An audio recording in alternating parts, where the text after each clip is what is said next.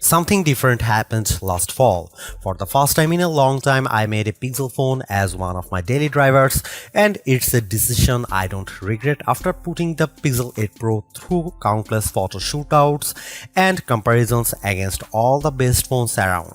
Now that its successor is finally here, I have high expectations for the Pixel 9 Pro XL. That's because the Pixel 8 Pro stuck around for almost a year, even when newer Android phones like the OnePlus 12 and Galaxy S24 Ultra tried to tempt me away from it.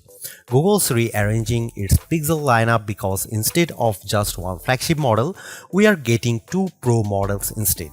Technically speaking, the Pixel 9 Pro XL is the direct successor to the Pixel 8 Pro because of their similar sized screens, whereas the Pixel 9 Pro has a much smaller display. I break down all the details about them in my Pixel 9 and Pixel 9 Pro versus Pixel 9 Pro XL comparison.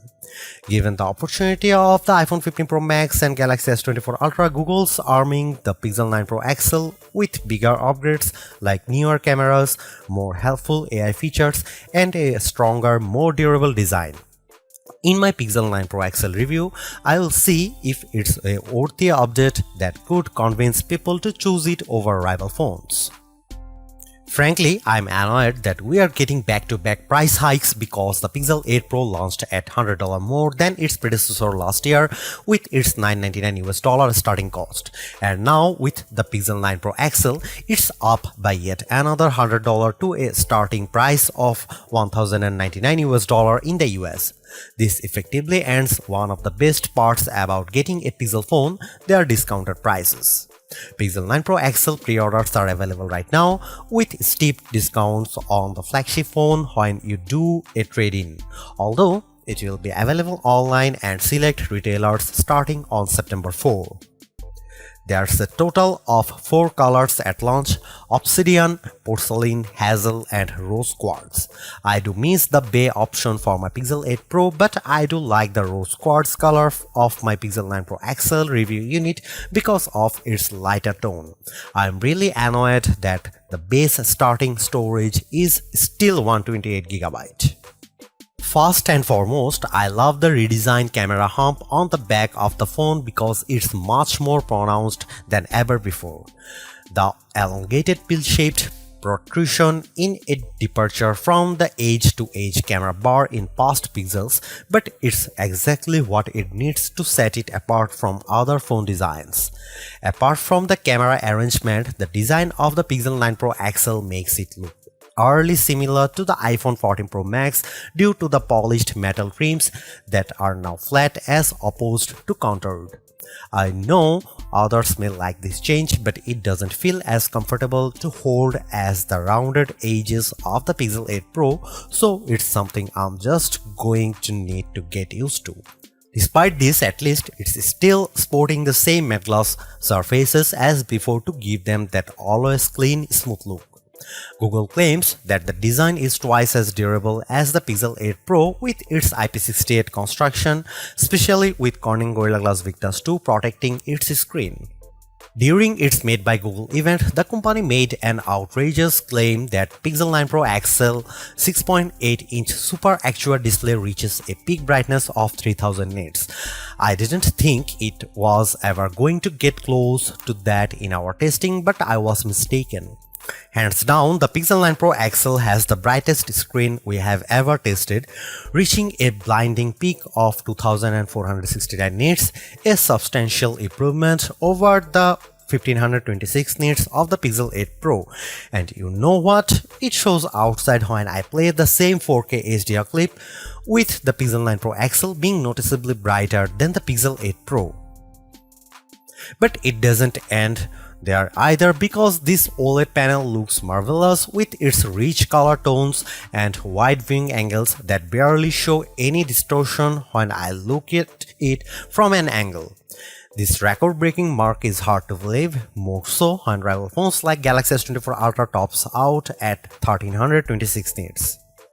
I'm starting to believe that phone makers are leaning on software more so than the hardware to propel their cameras, and the Pixel 9 Pro XL is proof of this.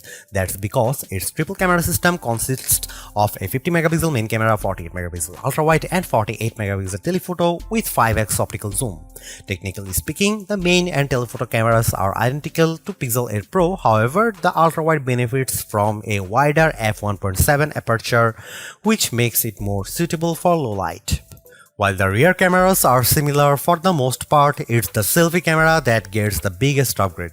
A pixel crunching 42 megapixel autofocusing front camera with a wider 103-degree field of view. I won't spill the beans on how it performs just yet, but it's undoubtedly a big upgrade if you intend on using it a lot. Meanwhile, the camera interface is just as intuitive and robust as ever before. Since it's a Pro model, shutterbugs like myself appreciate the Pro controls that let me dial in a few of the camera settings manually. The only new changes include the Add Me feature, which leans on AR guidance to let the photographer be included in the shot along with how panoramic photos are taken. Here are some camera samples of Google Pixel 9 Pro XL.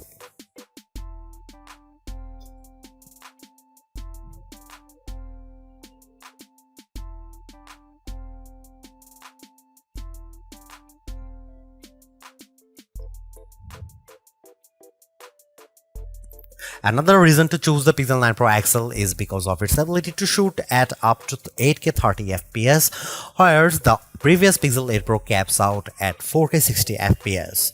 On one hand, I like the extra utility of 8K recording because it gives me more playing zoom to edit videos by cropping them or adding digital pans or zooms in my video editing software, but you will need a high performance machine to handle them.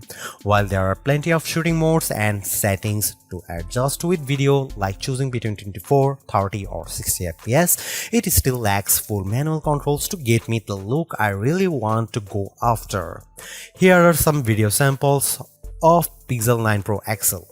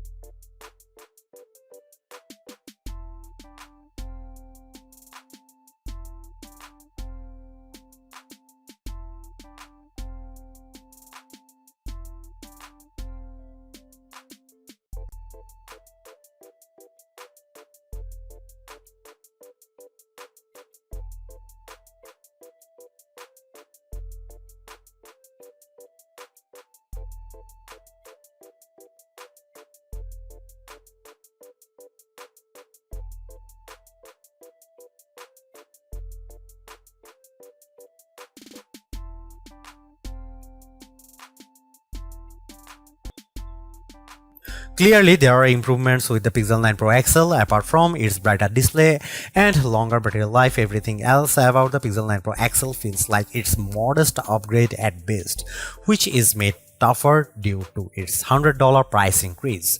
While the new AI features are helpful, I was hoping for bigger improvements around its camera and processing performance. Given that the Pixel 9 Pro has the same exact camera arrangement as this, there isn't much justification on picking the Pixel 9 Pro XL for photography. And compared to its direct rivals, the Galaxy S24 Ultra and iPhone 15 Pro Max, they definitely cost more but have better performance overall.